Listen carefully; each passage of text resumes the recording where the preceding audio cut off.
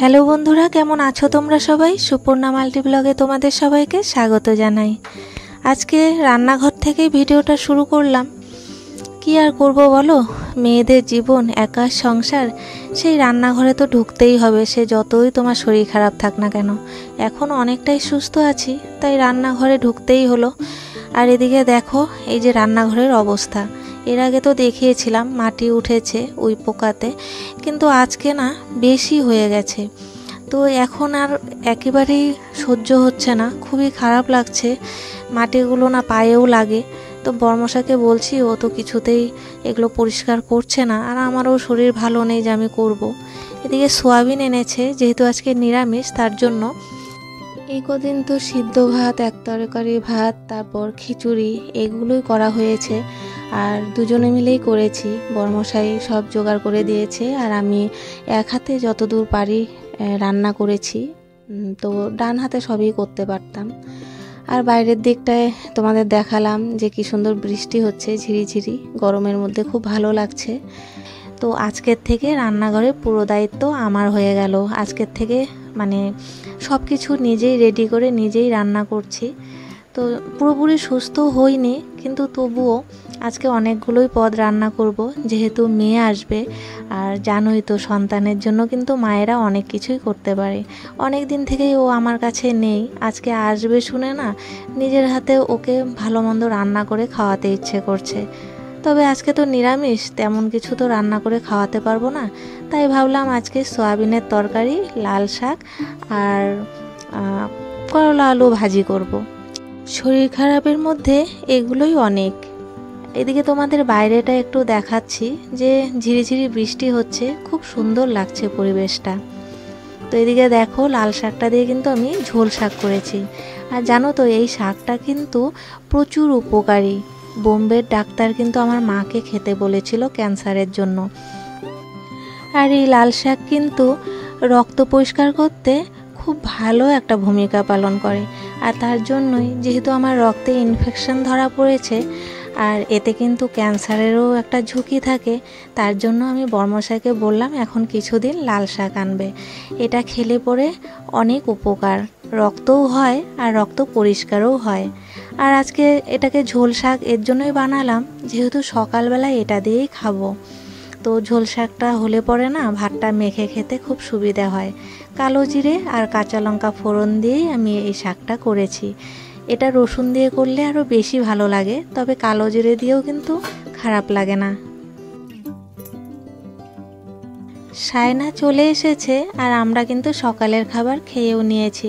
ওদিকে সয়াবিনটা সেদ্ধ করে রেখেছি, আর এদিকে এই যে করলা আলু ভাজি করে নিচ্ছি। তো শাক কিন্তু পুরোটা শেষ হয়নি, ঝোল শাক তো অনেকগুলোই হয়েছিল, তো অল্প ঝোল শাকও রয়ে গেছে। দুপুরে ওগুলো দিয়েই হয়ে যাবে খাওয়া দাওয়া। তো যখন সায়না এলো তখন কিন্তু আমি ভিডিও করতে পারিনি। তো সব সময় তো আর ভিডিও করা যায় না, তবে এতদিন পর মেয়ে বাড়িতে এসেছে, তার ভিডিও করব না তা কি হয়? আমি তো ভিডিও করি ওর জন্য, যে ওর সমস্ত স্মৃতি আমি এই ইউটিউবে রেখে দেব। ও যে আস্তে আস্তে বড় হচ্ছে আমাদের চোখের সামনে, সেটা তো আর ধরে রাখতে পারবো না, ভিডিওর মাধ্যমেই যদি এই জিনিসটা ধরে রাখি। তাই একটু ওর ভিডিও করে নিলাম। এখানে দেখো ও মোবাইলে ভিডিও দেখছে, আর আমাদের এই আর কি, একজন রান্নাঘরে একজন এই ঘরে। তো এভাবেই আমাদের সারাটা দিন কেটে যায়। তারপর যখন আমি একটু ফাঁকা হই, তখন তো ওকে নিয়ে চলেই যায় ও বাড়িতে।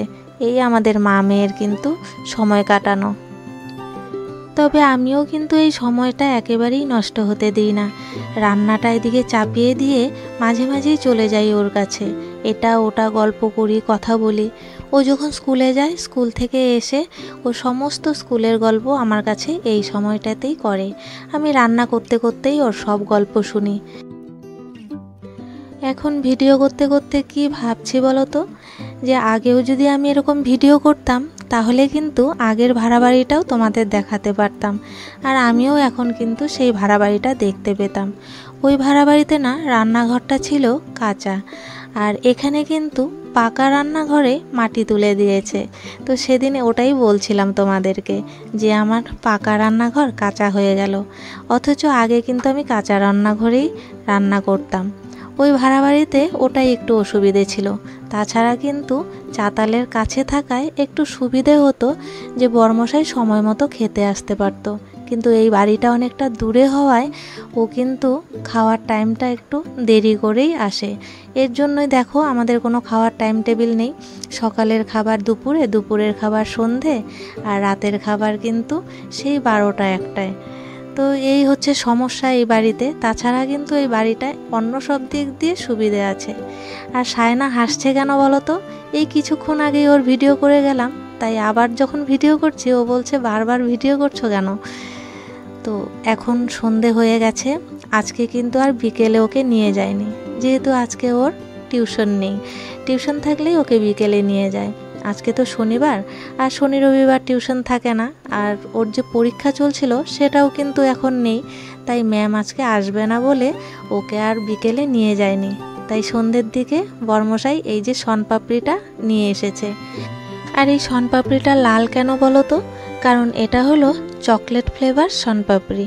তো এটার টেস্ট হচ্ছে চকলেট এবং শনপাপড়ির মিক্সচার হলে যেরকম হয় সেটা।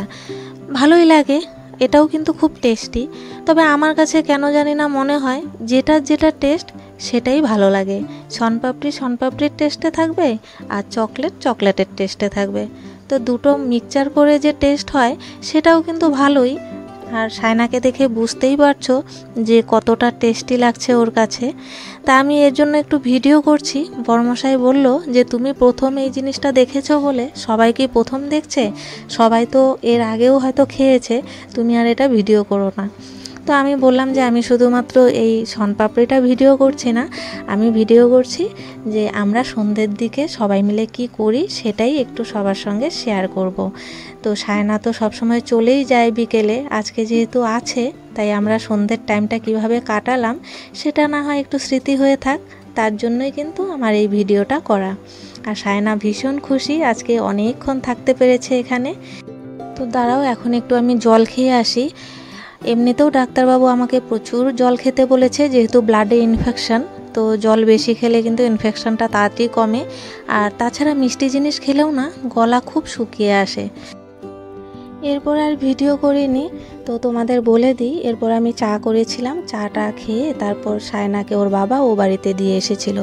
তো তারপর যা হয় আর কি, ওই একটু মোবাইল টিপলাম, একটু শুয়েছিলাম, তারপর রাতের খাবার খেয়ে শুয়ে পড়েছিলাম। ব্যাস এভাবেই আজকের দিনটা কেটে গিয়েছিল আমাদের। তো চলো আজকে ভিডিওটা এখানেই শেষ করছি। সবাই সুস্থ থাকো, ভালো থাকো, দেখা হচ্ছে পরের ভিডিওতে। আর ইচ্ছে আছে এখন থেকে প্রতিদিন ভিডিও দেওয়ার, দেখি কত দূর পারি। টাটা।